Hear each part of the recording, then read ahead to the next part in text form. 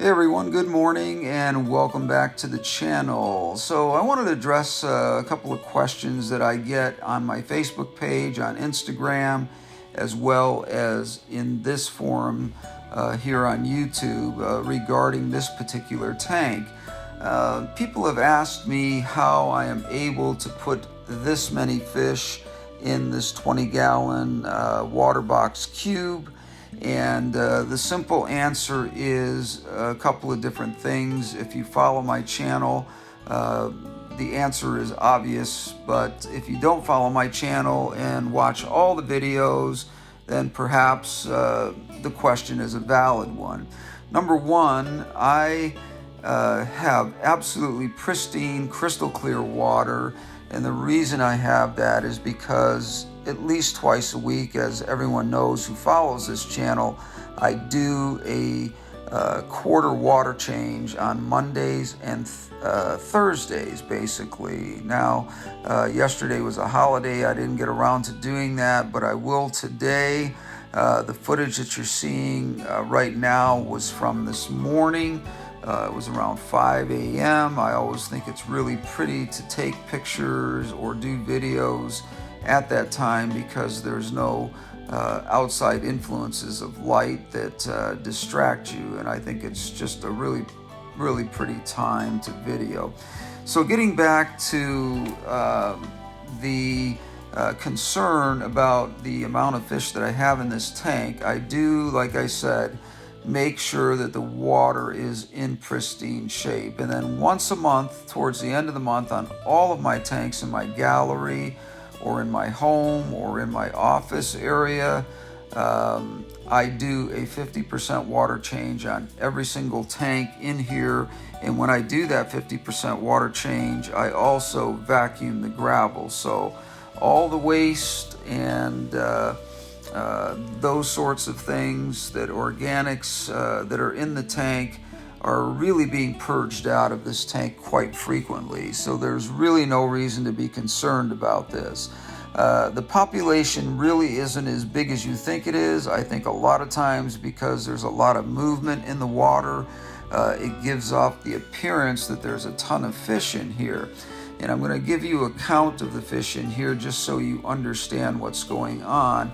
And in my opinion, there is a difference between the amount of community fish that you have, and you have to look at that separately from your bottom feeders, your algae eaters, and those kinds of things that are in here.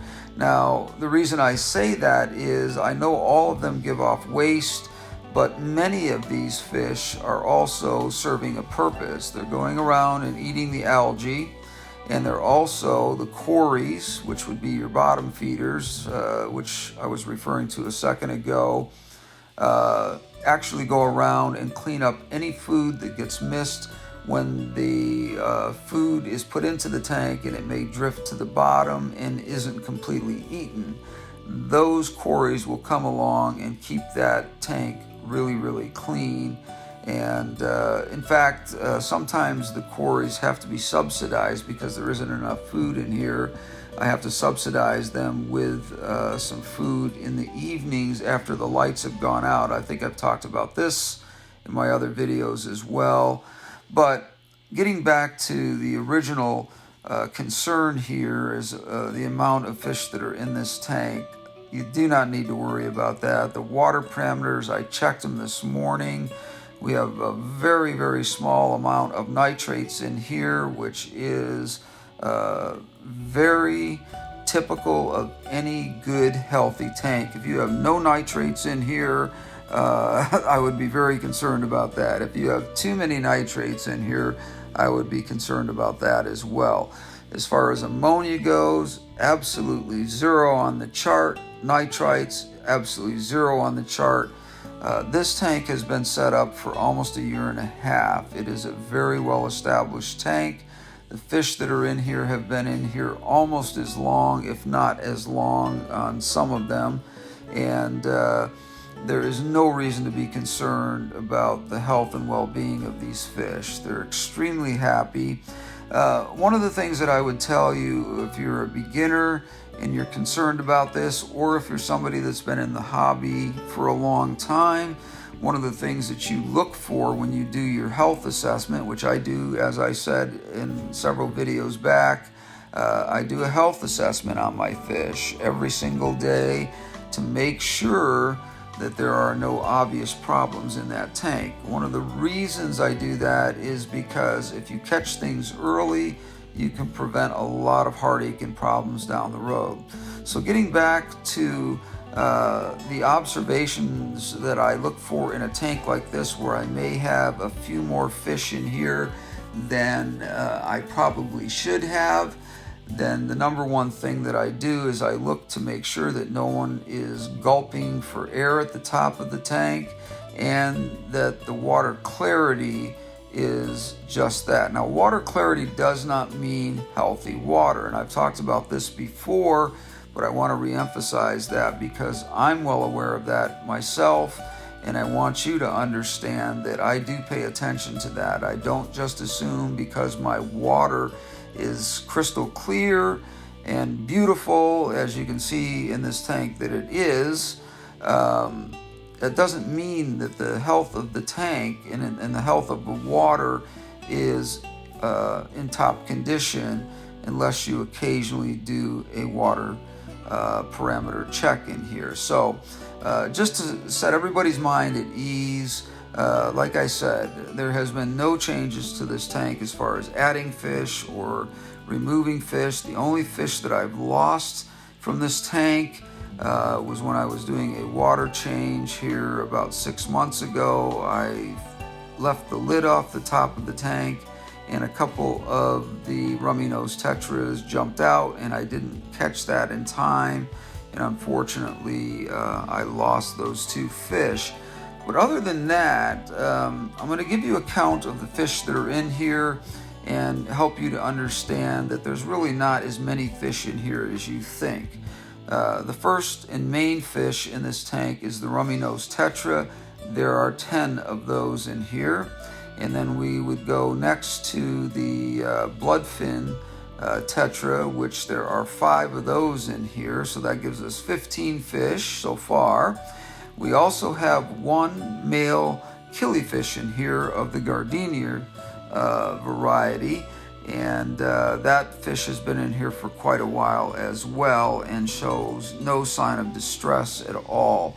And 2 of the fish in here are fish that will give you signs if there are problems, and the number 1 fish is the rummy nose tetra. If their noses are nice and bright and red, then your water parameters and the health of your tank are usually in pretty darn good shape, because if rummy nose tetras are in any kind of stress or distress at all, they will show signs of that by having a dulling of the colors of their nose, and the rest of the red on their body will also do the same thing.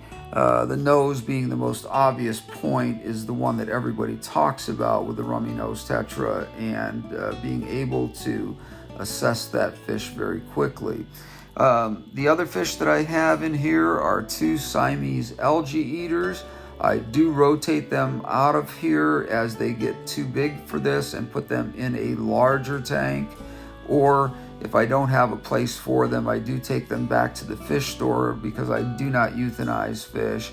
I will take them back to the fish store. Typically, they will give me 2 smaller Siamese algae eaters so that I can keep the tank healthy as far as any kind of rogue algae that might be growing in there. They typically will pick up on that. Now, we have 4 Julie Corys in here, and we also have 3 or 4 autosynclus in here as well. Now, these fish are all contributing to the tank by helping with the maintenance of the tank by keeping up on algae, or also keeping up on any food that gets missed or gets to the bottom of the tank. The Corys take care of that.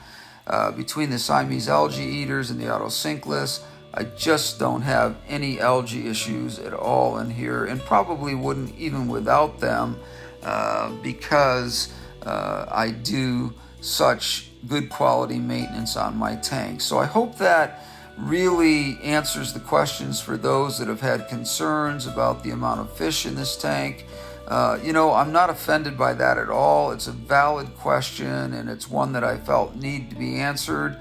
And I hope I kind of laid to rest any questions about the quality of this tank and the well-being of the fish in here. So please leave your comments down below. I'm always happy to hear from you and answer your questions. I do try to get back to everyone, unless it's a ridiculous question or if it's something that doesn't really need a response to it.